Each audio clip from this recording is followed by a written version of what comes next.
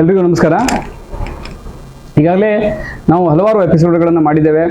ನಮ್ಮ ಈ YouTube channel ಮೂಲಕ ಇನ್ನೂ ಅನೇಕ ನಮ್ಮ ಸನಾತನ ಧರ್ಮವನ್ನು ಜಾಗೃತಿಗೊಳಿಸುವಂತಹ ಹಿಂದೂ ಧರ್ಮದ ಬಗ್ಗೆ ವಿಶೇಷ ಕಥೆಗಳನ್ನು ಹೇಳುವುದರ ಮೂಲಕ ಯಾವ ರೀತಿಯಾಗಿ ನಮ್ಮ ಧರ್ಮ ಆಕ್ರಮಣಕ್ಕೆ ಒಳಗಾಗಿತ್ತು, ಯಾವ ರೀತಿಯಾಗಿ ನಮ್ಮ ಧರ್ಮದ ಮೇಲೆ ಬೇರೆ ಬೇರೆ ಧರ್ಮದವರು ಈಗಲೂ ಕೂಡ ಕತ್ತಿ ಮಸಿತಾ ಇದ್ದಾರೆ, ನಮ್ಮ ಧರ್ಮ ನಾಶಕ್ಕಾಗಿ ಎಷ್ಟೆಲ್ಲ ಷಡ್ಯಂತ್ರಗಳು ನಡೀತಾ ಇದೆ ಹೇಳುವಂಥದ್ದನ್ನು ನಾವು ಹೇಳ್ತಾ ಬಂದಿದ್ದೇವೆ.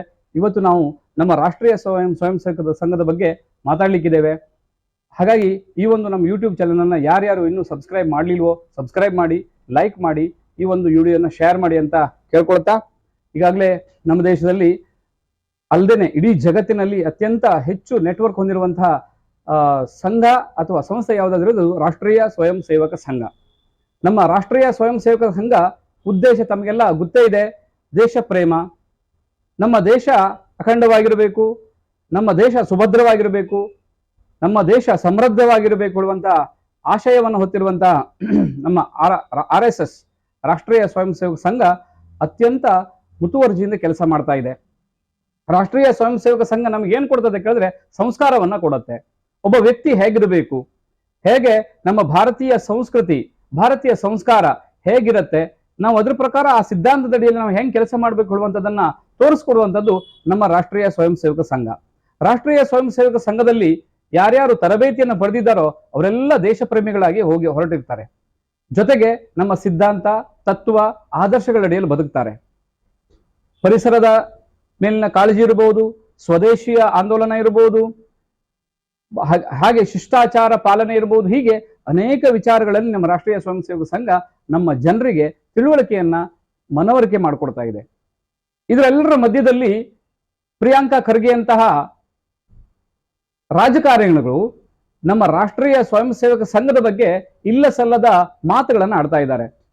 ರಿಜಿಸ್ಟರ್ ಆಗ್ಬೇಕಂತೆ, ರಿಜಿಸ್ಟ್ರೇ ಆಗ್ಲಿಲ್ವಂತೆ, ಅನೇಕ ಕೋಟಿ ಕೋಟಿ ಹಣ ಇಲ್ಲಿ ಟ್ರಾನ್ಸಾಕ್ಷನ್ ಆಗತ್ತಂತೆ. ಹೀಗೆ ಈ ರೀತಿಯಾದ ಒಂದು ಸುಳ್ಳು ಆರೋಪವನ್ನ ಮಾಡ್ತಾ ರಾಷ್ಟ್ರೀಯ ಸ್ವಯಂ ಸೇವಕದ ಸಂಘದ ವರ್ಚಸ್ಸನ್ನು ಹಾಳು ಮಾಡುವಂತ ಪ್ರಯತ್ನ ಮಾಡ್ತಾ ಇದ್ದಾರೆ. ಇದು ವಿಫಲ ಯತ್ನ ಅಂತ ಎಲ್ಲರಿಗೂ ಗೊತ್ತು. ಯಾಕೆಂತಂದ್ರೆ ರಾಷ್ಟ್ರೀಯ ಸ್ವಯಂ ಸೇವಕ ಸಂಘದಿಂದಾನೇ ಈ ಪ್ರಿಯಾಂಕಾ ಖರ್ಗೆ ಅವರ ಕುಟುಂಬ ಉಳಿದಿರೋದು. ರಜಾಕರ ಆಕ್ರಮಣದಲ್ಲಿ ಇವರನ್ನು ರಕ್ಷಣೆ ಮಾಡಿದ್ದು ನಮ್ಮ ರಾಷ್ಟ್ರೀಯ ಸ್ವಯಂ ಸೇವಕ ಸಂಘ ಅನ್ನೋದು ಈಗಾಗಲೇ ಜಗಜ್ಜಾಹೀರಾಗಿದೆ. ಅದನ್ನ ಒಪ್ಕೊಳ್ಳಿಕ್ಕೆ ಅವರು ರೆಡಿ ಇಲ್ಲ. ಆದರೂ ಕೂಡ ಯಾರದೋ ಒತ್ತಡಕ್ಕೆ ಒಳಗಾಗಿ ನಮ್ಮ ದೇಶದ್ರೋಹಿಗಳು ಮಾಡುವಂತ ಕೆಲಸವನ್ನು ಅವ್ರು ಮಾಡ್ತಾ ಇದ್ದಾರೆ. ಯಾಕೆಂತಂದ್ರೆ ನಮಗೆಲ್ಲ ಗೊತ್ತೇ ಇದೆ, ಇಷ್ಟು ವರ್ಷಗಳ ಕಾಲ ನಮ್ಮ ದೇಶವನ್ನ ಆಳಿದಂತಹ ಕಾಂಗ್ರೆಸ್ ಪಕ್ಷ ಎಲ್ಲಿಯೂ ನಮ್ಮ ಹಿಂದೂಗಳನ್ನ ರಕ್ಷಣೆ ಮಾಡುವಂತಹ ಅಥವಾ ಹಿಂದೂಗಳ ಪರವಾಗಿ ನಿಲ್ಲುವಂತಹ ಕೆಲಸ ಮಾಡಿಲ್ಲ.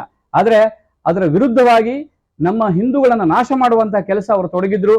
ನಮ್ಗೆಲ್ಲ ಸ್ವಾತಂತ್ರ್ಯ ಸಿಗುವ ಸಂದರ್ಭದಲ್ಲಿ ಗೊತ್ತಿದೆ, ಲಕ್ಷಾಂತರ ಹಿಂದೂಗಳ ಮಾರಣ ಹೋಮ ಆಗತ್ತೆ. ಆ ಸಂದರ್ಭದಲ್ಲಿಯೂ ಕೂಡ ನಮ್ಮ ದೇಶದ ಪ್ರಮುಖರು ಅನ್ಸ್ಕೊಳ್ಳೋರು, ರಾಷ್ಟ್ರಪಿತ ಅನ್ಸ್ಕೊಳ್ಳೋರು ಕೂಡ ಏನಂತಾರೆ ಕೇಳಿದ್ರೆ, ಅವರು ಹೊಡೆದ್ರೆ ಹೊಡಿಲಿ, ನಾವು ಹೊಡಿಬಾರ್ದು, ನಾವು ಆಕ್ರಮಣ ಮಾಡಬಾರ್ದು ಅನ್ನೋದು ಇದರಲ್ಲೇ ಗೊತ್ತಾಗತ್ತೆ ನಮಗೆ ಯಾವ ರೀತಿಯಾದಂತಹ ಒಂದು ಧರ್ಮದ ಓಲೈಕೆ ನಡೀತಾ ಇತ್ತು ಅಂತ. ರಾಷ್ಟ್ರೀಯ ಸ್ವಯಂ ಸೇವಕ ಸಂಘ ಆರಂಭ ಆದಾಗಿನಿಂದ ಇವತ್ತುವರೆಗೂ ನಮ್ಮ ದೇಶದ ರಕ್ಷಣೆಯಲ್ಲಿ ಮತ್ತು ಸಮಾಜದ ರಕ್ಷಣೆಯಲ್ಲಿ ಬೇಕಾದಷ್ಟು ಕೆಲಸಗಳನ್ನ ಮಾಡಿದೆ. ಉದಾಹರಣೆ ತಗೊಳ್ಬೇಕು ಅಂತಂದ್ರೆ, ಸುನಾಮಿ ಭಾರತ ದೇಶಕ್ಕೆ ಅಪ್ಪಳಿಸಿದಾಗ ಅಲ್ಲಿ ಅತ್ಯಂತ ಪರಿಸ್ಥಿತಿ ಕಠಿಣವಾಗಿದ್ದಾಗ ನಮ್ಮ ರಾಷ್ಟ್ರೀಯ ಸ್ವಯಂ ಸೇವಕ ಸಂಘ ಮುಂಚೂಣಿಯಲ್ಲಿ ನಿಂತು ಸಹಾಯದ ಹಸ್ತವನ್ನು ನೀಡಿದ್ದು ಒಂದು ಉದಾಹರಣೆ. ಹಾಗೆಯೇ ಹಿಂದಕ್ಕೆ ಹೋದಾಗ ನೆಹರೂರವರ ಕಾಲದಲ್ಲಿ ಚೈನಾ ಭಾರತ ಯುದ್ಧ ಆದಾಗ ಸೈನಿಕರಿಗೆ ಆಹಾರ ಪದಾರ್ಥಗಳನ್ನು ಒದಗಿಸಿಕೊಡುವುದಕ್ಕೆ ಸ್ವಯಂ ಪ್ರೇರಣೆಯಿಂದ ಹೋಗಿ ಅತ್ಯಂತ ಕಠಿಣ ಪರಿಸ್ಥಿತಿಯಲ್ಲಿ, ಅಂದ್ರೆ ತಮಗೆ ಸಾವು ಬಂದರೂ ಬರಬಹುದು ಹೇಳುವಂಥದ್ದು ಗೊತ್ತಿದ್ರೂ ಕೂಡ ಆ ಹೆದರಿಕೆಗೆ ಬಗ್ಗದೆ ಜಗ್ಗದೆ ಆ ನಮ್ಮ ಸೈನಿಕರಿಗೆ ಎಲ್ಲ ಸಾಮಾನುಗಳನ್ನ, ಸರಂಜಾಮುಗಳನ್ನ, ಆಹಾರ ಪದಾರ್ಥಗಳನ್ನು ಒದಗಿಸಿದ್ದು ನಮ್ಮ ರಾಷ್ಟ್ರೀಯ ಸ್ವಯಂ ಸೇವಕ ಸಂಘ. ಇದನ್ನ ಮನಗಂಡು ನಮ್ಮ ನೆಹರೂರವರು ಆಗಿನ ಕಾಲದಲ್ಲಿಯೇ ರಾಷ್ಟ್ರೀಯ ಸ್ವಯಂ ಸೇವಕ ಸಂಘಕ್ಕೆ ಗಣರಾಜ್ಯೋತ್ಸವದ ಪೆರೇಡ್ ಅಲ್ಲಿ ಭಾಗವಹಿಸಲಿಕ್ಕೆ ಅವಕಾಶ ಮಾಡಿಕೊಟ್ಟಿದ್ದು ಕೂಡ ಒಂದು ನಮ್ಮ ಹೆಗ್ಗಳಿಕೆ ಅಂತ ತಿಳ್ಕೋಬೇಕು. ಅಂತಹ ನಮ್ಮ ರಾಷ್ಟ್ರೀಯ ಸ್ವಯಂ ಸೇವಕ ಸಂಘದ ಬಗ್ಗೆ ಪ್ರಿಯಾಂಕಾ ಖರ್ಗೆ ಅವರು ಅತ್ಯಂತ ಕೀಳಾಗಿ ಮಾತಾಡ್ತಾ ಇದ್ದಾರೆ. ಅವರಿಗೆ ಕೈಲಾಗದವನು ಮೈ ಪರಿಚ್ಕೊಳ್ತಾನೆ ಅಂತ ಹೇಳ್ತಾರಲ್ಲ, ಆ ರೀತಿ ಪರಿಸ್ಥಿತಿ ಆಗಿದೆ. ನೀವು ಏನೇ ಮಾಡಿದ್ರು ಕೂಡ ನಮ್ಮ ರಾಷ್ಟ್ರೀಯ ಸ್ವಯಂ ಸೇವಕ ಸಂಘ ನಿಲ್ಲದಿಲ್ಲ, ಬೆಳಿತಾನೆ ಇರುತ್ತೆ. ದೇಶದ ಒಂದು ಸಮೃದ್ಧವಾಗಿ ಸದೃಢವಾಗಿ ಬೆಳೆಸುವಲ್ಲಿ ರಾಷ್ಟ್ರೀಯ ಸ್ವಯಂ ಸೇವಕ ಸಂಘದ ಪಾತ್ರ ಅತ್ಯಂತ ನಿರ್ಣಾಯಕವಾಗಿರುತ್ತೆ ಅಂತ ಈ ಮೂಲಕ ತಮಗೆ ಹೇಳಲಿಕ್ಕೆ ಬಯಸ್ತೇನೆ.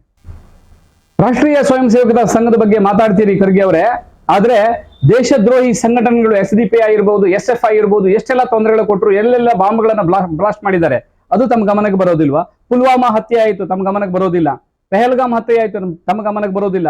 ಇವೆಲ್ಲ ದೇಶದ್ರೋಹಿ ಸಂಘಟನೆಗಳು ಮಾಡುವ ಕೆಲಸದ ಬಗ್ಗೆ ಒಂದೇ ಒಂದು ಚಕಾರವನ್ನು ಕೂಡ ಎತ್ತೋದಿಲ್ಲ. ತಾವು ನಮ್ಮ ರಾಷ್ಟ್ರೀಯ ಸ್ವಯಂ ಸೇವಕರ ಸಂಘದ ಬಗ್ಗೆ ಮಾತಾಡ್ತೀರಿ, ನಿಮಗೆ ನಾಚಿಕೆ ಆಗಬೇಕು. ಯಾಕೆಂತಂದ್ರೆ ದೇಶದ್ರೋಹಿ ಕೆಲಸ ಮಾಡೋರು ಯಾರು, ದೇಶ ಪ್ರೇಮಿಗಳು ಯಾರು ಅಂತ ತೀರ್ಮಾನ ಕೊಡುವಂತಹ ಯೋಗ್ಯತೆ ನಿಮಗಿಲ್ವಲ್ಲ.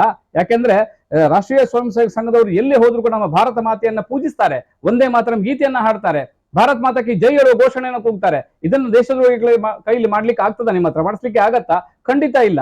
ಹಾಗಾಗಿ ಪ್ರಿಯಾಂಕಾ ಖರ್ಗೆ ಅವರೇ, ಸುಮ್ಮನೆ ನೀವು ಇಂತಹ ಒಂದು ಕೆಲಸವನ್ನ ಮಾಡಿಕೊಂಡು ನಮ್ಮ ಜನರ ಮನಸ್ಸಿನಲ್ಲಿ ಅತ್ಯಂತ ಕೀಳಾಗಿ ಪ್ರದರ್ಶನಗೊಳ್ತಾ ಇದ್ದೀರಿ.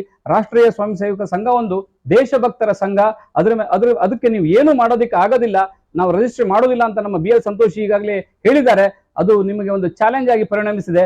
ನೀವು ಏನೇ ಮಾಡಿದ್ರು ಕೂಡ ನಮ್ಮ ಸಂಘದ ಚಟುವಟಿಕೆಗಳನ್ನು ಬಂದ್ ಮಾಡೋದಕ್ಕೂ ಆಗುದಿಲ್ಲ. ಸಂಘದ ಮೇಲೆ ನಿಮ್ಗೆ ಯಾವ ನೈತಿಕವಾದಂತಹ ಅಧಿಕಾರವೂ ಇಲ್ಲ, ಯಾವುದೇ ಒಂದು ಅಧಿಕಾರವನ್ನು ಚಲಾಯಿಸೋದಕ್ಕೆ ಅಂತ ಈ ಮೂಲಕ ನಾವು ಸ್ಪಷ್ಟಪಡಿಸಲಿಕ್ಕೆ ಬಯಸ್ತೇನೆ.